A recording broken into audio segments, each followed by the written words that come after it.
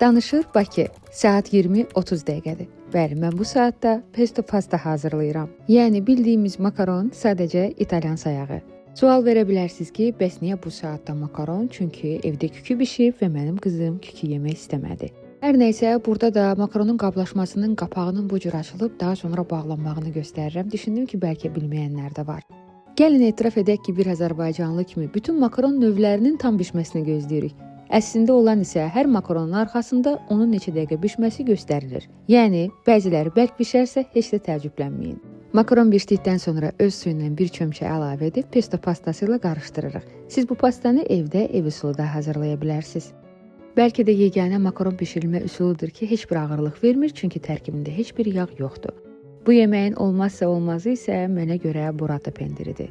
Bu pendiri adətən ya salatlarda, ya da yüngül atışdırmalıqlarda istifadə etdiyimiz üçün həmin yeməyi isitməyimizə gərək qalmır. Yəni soyuq halda da çox ləzzətli alınır.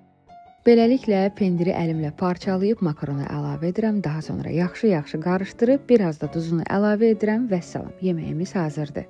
Servis edərkən üzərinə parmezan pendiri rəndələməyi unutmayın. Beləliklə bu gecə boynu bükük qalmış kükünün yerini pesto pasta aldı. Maraqlıdır. Və sizdə hansı yeməklərin boynu bükük qalır? Mütləq rəylərdə yazın. Özünüzə yaxşı baxın. Allah amanında.